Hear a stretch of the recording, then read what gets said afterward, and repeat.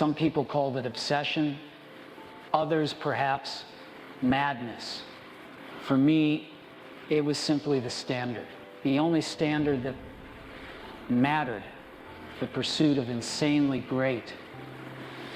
It wasn't a choice, it was a compulsion, a deeply ingrained belief that if something wasn't perfect, beautiful, intuitive in every fiber of its being, then it simply wasn't good enough, and good enough was the enemy. You look at Apple today, at the global phenomenon it has become, at the products that have redefined entire industries. You see the gleaming devices, the seamless software, the intuitive experiences, and you might wonder how. How did we consistently produce products that stood apart, that commanded such fierce loyalty, that seemed to arrive from a future others hadn't even imagined? It wasn't magic. It wasn't just brilliant engineering, though we had that in spades. It was the direct result of a specific, relentless methodology, a profound, almost pathological aversion to mediocrity. It was what I called the obsessive pursuit. This wasn't about being good, it was about being perfect, about creating something so compelling, so delightful, so elegant, that it almost felt alive. This obsessive pursuit wasn't a personality quirk. It was a strategic imperative. It was the engine of breakthrough, innovation, and customer delight. It was the conviction that every single component, every pixel on the screen, every screw, every curve of the chassis, every decision about packaging contributed to the ultimate user experience. And if any of those elements fell short of insanely great, then the whole thing fell short. We're going to uncover the genesis of this obsessive mindset, trace its manifestation in product development through concrete examples, analyze its profound impact on the teams and the culture we built, and finally distill practical insights for you to apply this demanding standard to your own work. Understand this, while it requires an unyielding commitment, pushing past comfort, and an almost fanatical dedication, the rewards are immeasurable. Because insanely great isn't just a marketing slogan, it's a profound philosophy of craftsmanship and a testament to the power of relentless dedication. It's the difference between merely building a product and crafting a legacy. Let's begin by defining this philosophy, this standard I demanded, the standard of insanely great. For me, insanely great wasn't hyperbole. It was a deeply ingrained, non-negotiable expectation for every single aspect of our work. This wasn't just about functionality. It was about going beyond what was merely excellent, striving for something truly magical, something that evoked an emotional response in the user. It meant building products that were not only powerful and effective, but also beautiful, intuitive, and a joy to use. The distinction was critical. Most companies aimed for good, some for excellent. We aimed for insanely great. There was no compromise. This extended to details that most people would never see. Take, for instance, the internal components of a computer, the circuit boards, the wiring, the inside of the chassis. Users would never open their computers to look at them. Engineers, perhaps, but most people never. Yet I insisted that even the unseen parts be beautiful, cleanly laid out, almost artistic. Why? Because it reflected integrity. It reflected a respect for the craft itself, a belief that if you were going to do something, you should do it completely perfectly, even if no one else would ever know. Real artists ship. Yes, but also they care about the back of a cabinet nobody's ever going to see. This was about an internal standard, a personal conviction that reflected the entire product.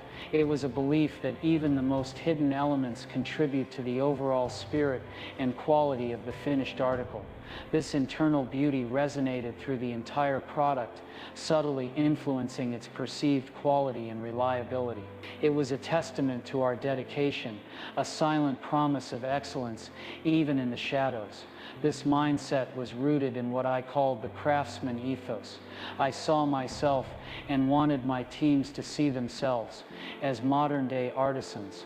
like the master cabinet makers of old, who meticulously carved the inside of a drawer even though it would rarely be seen, or the Japanese potters who spent years perfecting a single glaze. This wasn't just about building technology, it was about treating technology as a canvas for artistic expression, transforming engineers and designers into artisans dedicated to their craft. My early exposure to calligraphy and design deeply shaped this perspective. I believed that the intersection of liberal arts and sciences was where true innovation happened. It wasn't enough for a computer to be fast. It had to be beautiful. It had to be a joy to behold, to touch, to interact with. It had to resonate on an emotional level. This philosophy shaped the aesthetic and intuitive nature of every Apple product, imbuing them with a sense of soul that competitors simply couldn't replicate. It was about creating tools that felt like extensions of the user's creativity, not just cold utilitarian machines. And paradoxically, this obsessive pursuit of greatness often manifested in the relentless quest for simplicity as the ultimate sophistication. People often mistake simplicity for being easy. They think it means stripping away features, making things rudimentary. But true simplicity, profound simplicity, is profoundly difficult. Simple can be harder than complex. It requires intense effort, deep understanding, and a willingness to eliminate everything that is not absolutely essential.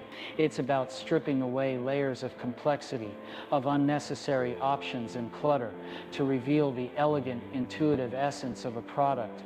It's about boiling down 1,000 ideas to the one perfect solution.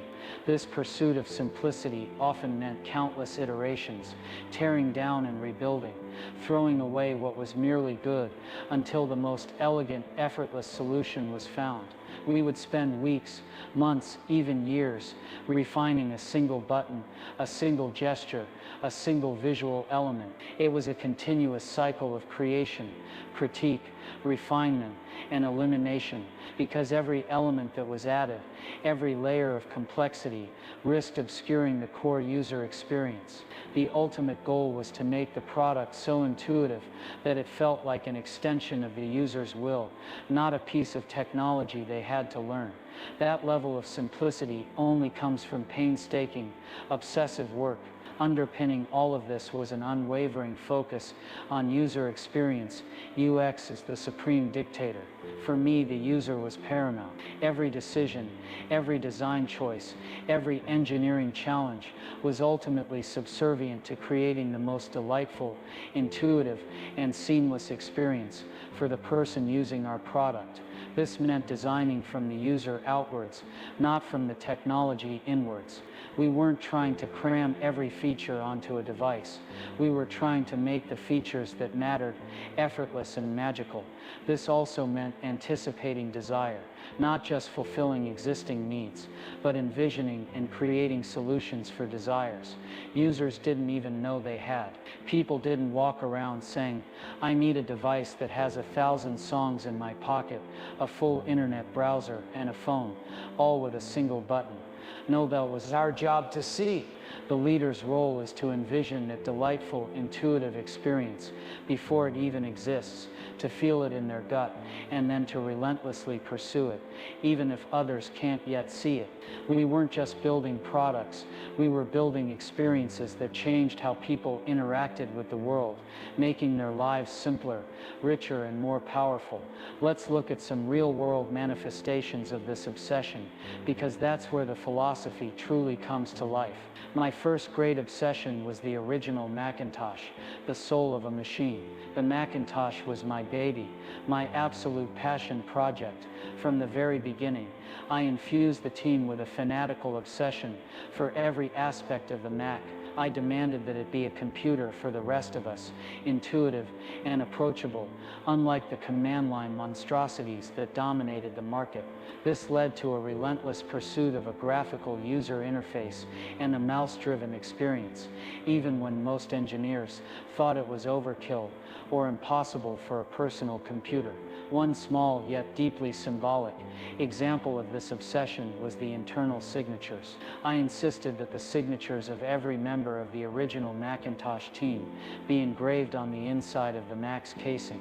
You would never see it unless you opened the computer. It wasn't for users, it was for us. It was a tribute to the craftsmanship, a symbol of our collective pride and ownership, a secret mark on our masterpiece.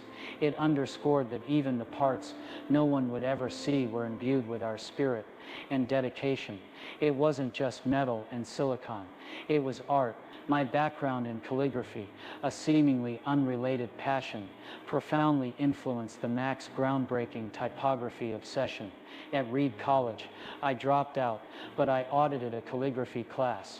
I learned about serif and sans serif typefaces, about the varying amount of space between different letter combinations, about what makes great typography great. At the time, I thought it was completely useless, but years later, when we were designing the Macintosh, it all came back. And that's why the Mac was the only computer with beautiful typography. This attention to an overlooked detail, dismissed by others, became a fundamental differentiator, making the Mac feel more human, more elegant, more sophisticated. It showed that good design extended beyond just the hardware's exterior. It permeated every visual element of the software. Even seemingly minor things, like boot-up time, became an obsession. I would constantly push the engineers to shave off seconds from the boot-up time. I understood the user's impatience. Every fraction of a second mattered. A slower boot time wasn't just an inefficiency, it was a psychological friction point, a moment of frustration that detracted from the overall experience. I believed that if we could save 10 seconds for millions of users, that would add up to thousands of hours saved over the product's lifetime. That's the kind of thinking that goes into insanely great. And then there was the mouse design. The mouse was revolutionary for its time, but getting it right was an iterative nightmare. We went through countless prototypes, endless debates about the feel, the weight, the number of buttons. I insisted on a single button mouse, believing it was the simplest, most intuitive interface. Engineers argued for 2 or 3 buttons, but I knew that simplicity would win. The final product was a triumph of minimalist design and intuitive interaction, making the computer accessible to millions who were intimidated by complex keyboards. This wasn't just a device, it was an extension of the human hand, meticulously crafted for effortless interaction. My obsession continued with the iPod, the zen of music. Before the iPod, digital music was a chaotic mess. MP3 players were clunky, software was awful, and the process of acquiring and managing music was a nightmare. I saw the problem, and I envisioned the solution, a device that was incredibly simple, beautiful, and seamlessly integrated with software.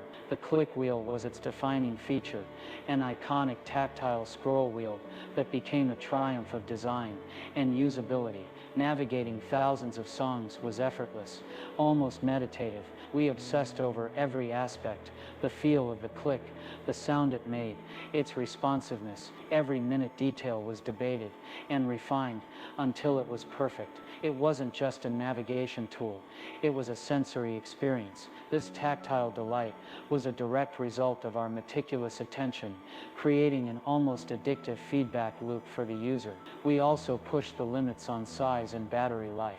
My relentless demand was for a tiny device that could hold thousands of songs yet still deliver incredible battery life. This forced engineers to innovate, to miniaturize components, to optimize power consumption in ways they hadn't thought possible. It wasn't about compromise, it was about achieving both small size and long life, and crucial to its success was the integration with iTunes. The product wasn't just the device, it was the entire ecosystem. The obsessive pursuit of a seamless hardware-software experience was paramount. From the moment you plugged in the iPod, to the way iTunes organized your music, to the process of buying songs from the iTunes store, every step had to be effortless, intuitive, and delightful. We weren't just selling a player, we were selling the future of music consumption. This integrated experience, this complete ecosystem, is what truly set the iPod apart and cemented its dominance. The meticulous attention to how the hardware and software danced together transformed a utilitarian task into a magical experience. Finally, the iPhone, perfection in your pocket. This was the ultimate manifestation of my obsessive pursuit, converging multiple technologies into one iconic device. It wasn't just a phone, it was a revolutionary internet communicator and a widescreen iPod, all in one. The multi-touch interface was its core. It eliminated physical buttons and allowed direct manipulation through gestures. This was revolutionary. We went through endless iterations to get the gestures, the responsiveness, the feel of the touch just right. It had to be fluid, intuitive, almost psychic. The team spent countless hours refining the kinetic scrolling, the pinch to zoom, making the screen feel like liquid under your fingers. This tactile and visual perfection became the standard for the entire smartphone industry. My insistence on a glass screen was another example of this obsession. At a time when other phones used plastic, I knew glass would feel better, look better, and resist scratches more effectively. This meant confronting engineering challenges, but the superior user experience was non-negotiable. The crispness of the display, the way images appeared to float on the surface, the durability, all contributed to the insanely great standard. The unibody construction was also a key demand. I insisted on a seamless unibody aluminum enclosure that felt solid, elegant, and perfectly balanced in the hand. It wasn't just about aesthetics, it was about the tactile experience, the feeling of quality from the moment you picked it up. This required advanced manufacturing techniques and a refusal to compromise on materials. And the software wasn't just functional, it was beautiful. We obsessed over app icons and pixel perfection, ensuring consistency, beauty, and clarity across the entire operating system. Every icon was a tiny piece of art, meticulously rendered to stand out. And the home button, its singular simplicity as the ultimate navigation tool, was a triumph of focus, providing an anchor point in an otherwise dynamic interface. It was one button, but it was the perfect button. This was a product where every detail was meticulously considered, reflecting a profound dedication to user experience and aesthetic integrity. Let's delve deeper into the psychology of this obsession. It wasn't just about demanding, it was about a fundamental belief system. My artist mindset deeply influenced my approach. My early interest in calligraphy and design wasn't just a hobby, it was a philosophical foundation. I saw technology as a canvas for artistic expression, a medium through which to create beautiful, resonant experience. I believed that products should evoke emotion, inspire creativity, and connect with people on a deeper level than mere utility. This meant treating product development not just as engineering, but as an artisan creating a masterpiece. Instilling this philosophy in my teams, we weren't just building circuits, we were crafting experiences. This led to my profound aversion to compromise. I had a deep-seated, almost pathological intolerance for anything less than perfect. This wasn't about ego, it was about a conviction that compromise, even on seemingly minor details, leads to mediocrity. The good enough trap was the enemy. Allowing even minor flaws would, I believed, undermine the entire product experience. If you compromise on one detail, it becomes easier to compromise on the next, and pretty soon, you're just building crap. The greatest pressure often came from within, from the team's shared commitment to excellence, not from external market forces. We set our own, impossibly high standard. This obsession naturally had a profound impact on teams and culture. It fostered an environment of uncompromising demands, pushing engineers and designers to their absolute limits. We consistently set seemingly impossible stretch goals that forced teams to innovate, to think creatively, and to transcend perceived limitations. Make it faster, make it smaller, make it simpler. They would say it couldn't be done, and then they would do it. This also meant a culture of extreme accountability and ownership. Every individual was accountable for the quality of their part. There was no hiding. If a component wasn't perfect, it was on you. This fostered a profound sense of ownership and collective responsibility for the final product, and the furnace of critique was a necessary tool. Intense, direct, and sometimes brutal critique was essential to refining ideas and eliminating anything less than perfect. It wasn't about tearing people down. It was about tearing down bad ideas. It was about pushing past ego, past comfort, to arrive at the absolute best solution. The best ideas survived that crucible. Ultimately, this obsession led to market success. This relentless pursuit of quality wasn't just an internal ideal. It translated directly into products that commanded premium prices, fostered fierce customer loyalty, and created unparalleled brand equity. The insanely great quality itself became the most powerful marketing tool, leading to viral adoption and cult-like devotion. Customers became your evangelists, your most passionate advocates. They didn't just buy our products, they joined our tribe because they felt the obsession, they saw the care, they experienced the magic. So how do you cultivate your own obsessive pursuit? How do you apply this relentless drive for insanely great results in your own work, your own life, your own organization? First, you must define your insanely great standard. Don't just settle for good. Demand greatness. Establish a clear, uncompromising benchmark for quality in every aspect of your work or organization. What does true excellence look like for you? Write it down, visualize it, and then commit to it unequivocally. This is your non-negotiable floor, not your ceiling. Second, embrace the details, visible and invisible. Pay meticulous attention to every single aspect of your product, service, or output. Understand that true excellence is built from tiny, perfect components. Don't dismiss anything as minor. If it's part of the whole, it contributes to the whole. Whether it's the feel of a button, the clarity of a sentence, or the internal organization of a system, make it perfect. Third, cultivate a craftsman mindset.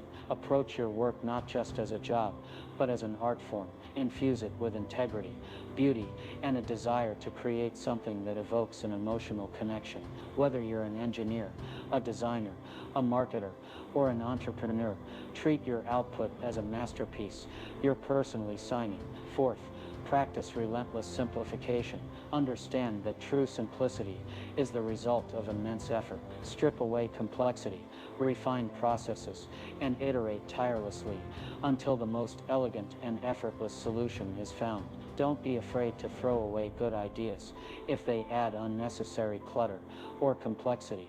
The pursuit of simplicity is a hard, continuous journey.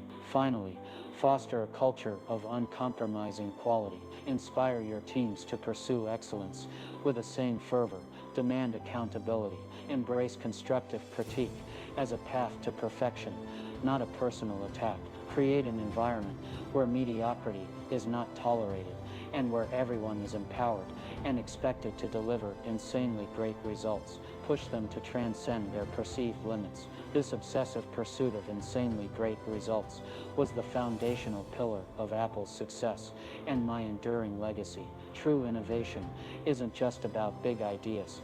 It's about the relentless, often uncomfortable, dedication to perfecting every single detail. It's about the conviction that only perfection is acceptable. Achieving greatness requires stepping far outside the comfort zone of good enough. It demands an almost fanatical dedication, an unyielding commitment to your vision, and a pathological aversion to mediocrity. So I challenge you, what is your insanely great? What detail are you willing to obsess over? What standard will you refuse to compromise? Don't just strive for good. Pursue greatness with an unrelenting passion, with an almost artistic obsession. That's how you transcend the ordinary. That's how you build something truly memorable. That's how you leave your indelible mark. Go make your insanely great.